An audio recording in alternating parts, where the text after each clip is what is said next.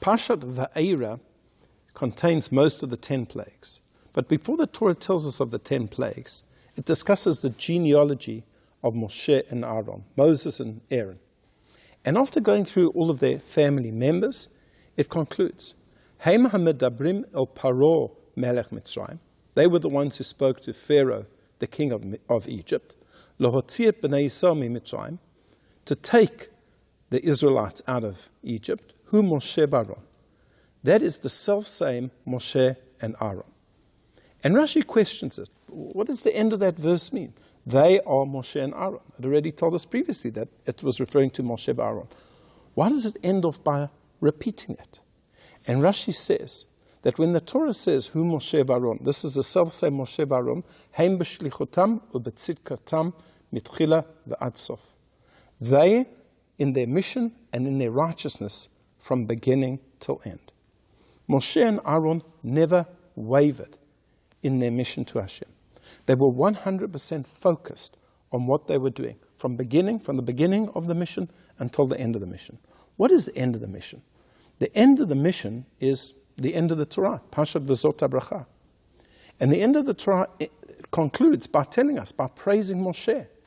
And it says, these are the wonders, l'chol hayad hachazakah, the mighty hand, l'chol hamorah gadol, and all of the awesomeness, asher asa Moshe, which Moshe did, le'inei kol Yisrael, in the presence, in the sight of all of the Jewish people. And Rashi says something very interesting.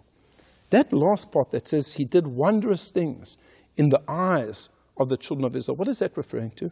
That is referring to the time that Moshe broke the tablets. He broke the tablets. He came down from Mount Sinai. He saw that the Jewish people had betrayed God, that they were worshipping the golden calf, and he broke the tablets. And the Talmud says that this is one of the few things that Moshe did of his own accord, but Hashem agreed with him 100%. That is how the Torah ends.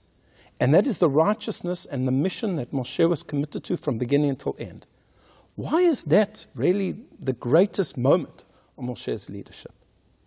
And there are those who explain as follows. A very beautiful and meaningful explanation.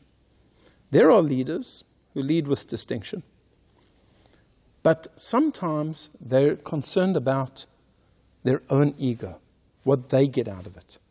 And when they look at the organization that they're leading or the nation that they're leading, and they really realize that perhaps it's time for them to stand aside, or perhaps the organization that they're leading really doesn't have any purpose to exist anymore, but they continue to flog that dead horse. They continue to do it because of them, because of their needs, because of their ego, because of their honor. Moshe was completely different. Moshe was only there because he was instructed by Hashem to do so. If there was no purpose in the mission anymore, he immediately would stop the mission. And this is what happened when Moshe came down from Mount Sinai. He was holding the tablets of the law that Hashem had inscribed himself. The tablets, the bond between the Jewish people and Hashem. But at that moment that he saw the golden calf, he realized the entire mission was now over. He could have continued. He could have continued to be the leader because it was about him. But he realized, no, it's not about me. The organization, the institution is bigger than I am. And at the moment, there's an incredible crisis. And maybe it's come now for the institution to come to an end. So he smashes the tablets. Of course, Hashem forgives the Jewish people.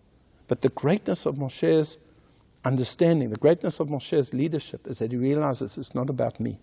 It's about the people that I'm leading. It's a mission that I'm being sent on. And if that mission no longer has value, then I'll step out of it because it's not about me. The institution and the Jewish people are bigger than Moshe Rabbeinu. I wish you a Shabbat Shalom.